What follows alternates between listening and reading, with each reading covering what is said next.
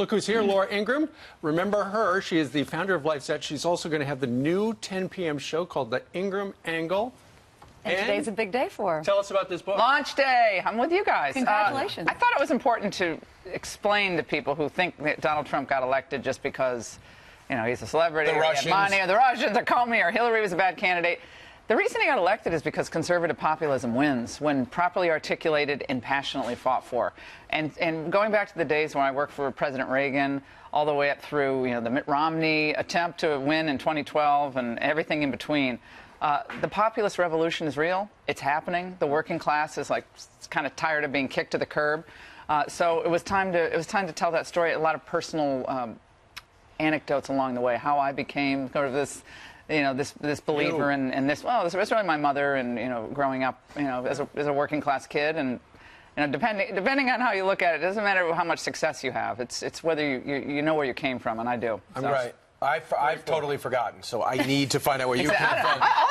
Kilmeade worked so many hours. I was going back to my hotel, and I'm like, who's that guy? And Raymond Rose like, that's Kilmeade. He just left the set on Fox. He's going to be, I'll see you in a few hours. Yeah, you had dinner with Bannon. With Steve Bannon last night. It was Bannon, and after Hannity, and people are like, God, we're trying, don't cross the street together. And it's like, wait, there's Hillary in a van. She's coming in New York City. Yeah, exactly. Not a good thing. So you can win back the House. But exactly. real quick, just about you in particular, when did you realize that President Trump could be president? Because it was a good field. You know almost every candidate personally. Yeah.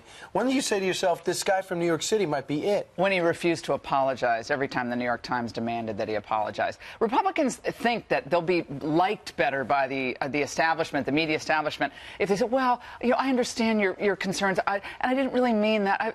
And Trump said, you know something, I'm not perfect, I'm not a politician. I'm kind of, you know, he is brash, but the public believed, like, maybe it's time we need a kind of a wrecking ball to go in and kind of remake politics. And from the Buchanan Brigades in 1992, remember Pitchfork Pat, to Nixon's, you know, the silent majority, Law and Order, all the way to George Bush saying he was going to have a humble foreign policy. I mean, there was a populist strain through most Republican candidates, but Trump really embodied that, and the jury's out. One thing that he really loved was the wall, and people loved it. Who's going to pay for it? Mexico, Mexico. So now he's come out with this immigration plan. 70 points, you said? 70 different things that he says he wants, and top of the list is the wall. Nancy Pelosi has said, absolutely not. It's my way or the highway, basically. This is what she said. This is her quote. There's nothing in it to negotiate because it does not have shared values of who we are as Americans. Right now, we're trying to get Republicans to vote on what we believe, what we believe. Well, the reason I put the word barricade in the title of this book is because Trump has to clear a lot in order to be successful. He smokes a lot of people out. And people think, well, why is he doing this? Why is he taking on Bob Corker? We kind of know where Bob Corker stands now. Bob Corker's not for the Trump agenda, and probably never was. We know where Nancy Pelosi stands. When Nancy Pelosi says, I believe in border enforcement, of course I believe in certain immigration controls. Of course I don't believe in an open border. What Trump did with that 90-point plan is he held up a mirror to Pelosi, the Democrats, and frankly a lot of establishment Republicans, and said, look, I'm willing to work with you on the Dreamers, but we have to put the American worker, the American citizen first. That's what that plan does. So you can't just say, we're going to legalize everybody, keep bringing people in. He says, whoa, whoa, whoa, whoa. This has got to work for the American middle class. It's been hammered because of globalization, and that's why he upsets a lot of people, because he doesn't play the parlor games of Washington. He just doesn't do it. He doesn't. Something you said a minute ago. You had dinner last night with Steve Bannon. Tell us one thing he said about how things are going right now. He thinks it's time that the GOP establishment either get on board with the Trump agenda or move on. A lot of these senators, they're good people personally. Thad Cochran, Lamar Alexander, John McCain, they're pushing 80 years old.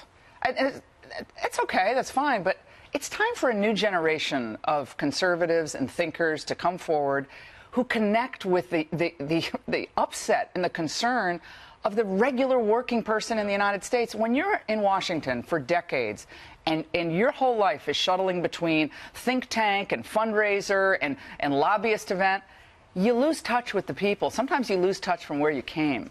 And I think it's time for a lot of these people just to move on. They clearly don't understand that you can't campaign on repealing Obamacare and then 10 months later say, oh, you know, that was just too hard. You can't do that. Is Steve Bannon concerned about running candidates against established senators and blowing up the Senate for Democrats? Well, I think Donald Trump and Bannon tried to work with a lot of these Republicans in good faith. Last spring, they gave Paul Ryan and McConnell a wide berth to do Obamacare repeal, and they didn't get it done. He's got to have good candidates. You can't just say we're going to take on the old dinosaurs. They got to know the issues. They got to be great candidates, and they also have to have some experience that's relevant to politics. Let's talk a little bit about something that has gotten political, and that is ESPN. A couple of weeks ago, a host there called by the name of Jamil Hill referred to the president as essentially a white supremacist. She got suspended yesterday because she essentially was she was promoting a boycott of the sponsors of the Dallas Cowboys. The president has already been tweeting out about this. What do you make of what's going on over there? Well, Jamil doesn't understand that private enterprises can control speech. I'm not sure I understand. Can you repeat that again for my iPad? Siri does not understand what you're saying. That's funny. Actually, that's a good sound effect to just have throughout the show. It's been my producers do that in radio. They're like, okay, you would think after 20 years on this show, he would turn his computer off. But every morning, stuff like that happens. It was a late night for Kilmeade. No, but I know that's the voice in my head. But that is true. You don't understand. But think about this. You can't, as a flight attendant, wear political buttons on your uniform. You can't say anything you want. If you're annoyed by someone, you can't respond. It's rules of behavior, rules of etiquette. Well, you can. You do have the freedom of speech, but if you're working for somebody, they get to decide. All right. Well, they can say so in the public forum. They can. All these players can do whatever they want, and I celebrate their right, even if I disagree with it. So Jamil doesn't seem to get that, but she just echoes what the left is all about right now. It's about less speech for them and less speech for their critics and more speech for them. So she wants to keep the race thing going. Jerry Jones doesn't care about your race. Jerry Jones cares about the football game being a game, being athletics. It's not politics. This is athletics. But the left, all they have is the grievance culture. All they have is race, and they're going to keep going back to that as long as they can. Al Sharpton's going to go, I guess, protest. But that's a shock. As soon as he realizes where Bristol is, I think he might turn around. It takes forever to get there. Yeah, that's a nightmare going up the 84 and 91. But he's going to lose steam by the time he gets there. Mike Ditka never loses steam. He weighed in. I think that you have to be colorblind in this country. You got to look at a person for what he is and what he stands for and how he produces. All of a sudden, it's become a big deal now about oppression. There has been no oppression in the last 100 years that I know of. I don't care who you are, how much money you make. If you don't respect our country, then you shouldn't be in this country playing football. Go to another country and play football. If you can't respect the flag in the country, then you don't respect what this is all about. So I would say adios. I know one of the reasons Donald Trump won. That sentiment has gone unexpressed and unrepresented in Washington. Everybody is so politically correct. Everyone's afraid to say what he just said. This is the greatest country on the face of the earth. We're not perfect. We've had our dark periods. Every country has. We have done more, as you said, Brian, as you guys have said, every day to liberate the oppressed, to help people in trouble, than any country in the history of the planet. And we're going to take a knee? Well, I have a question for Al Sharpton and all these other critics. Are we going to have affirmative action for NFL players? How is the NFL oppressing African Americans? I think we've given great opportunity to really talented players. And to me, that's something to really celebrate. Hey, the players are part of this. They get 55% of the revenue of the league. So they're in this business together, and now the NFL can't get out of it. On Saturdays, evidently, they're calling each other. They're meeting with players, leaders in the locker room. They're saying, well, what are you doing Sunday? Well, are you standing, or are you sitting, or are you kneeling? Meanwhile, let's talk a little bit more about your book in the big picture. So when Steve Bannon left the White House, he said basically the Trump administration is over the original charter. Does he feel differently now? I think I'm not going to speak for him, but I think he understands that to have a winning agenda, you have to touch the heart of the working class person in this country. Reagan understood it in 1980. That's why he got all those Reagan Democrats in the South and the Midwest, the old Rust Belt, to turn out and switch parties. That sentiment is still there. I'm not saying there's as many people as there was in 1980, but that sentiment is there and it's strong. We've tried the establishment Republican thing. It hasn't won since 2004 nationally. So the Bush GOP is over. I mean, they might not know it yet, but it's over. Doesn't mean we can't work with them on certain issues. We can. But that era is gone.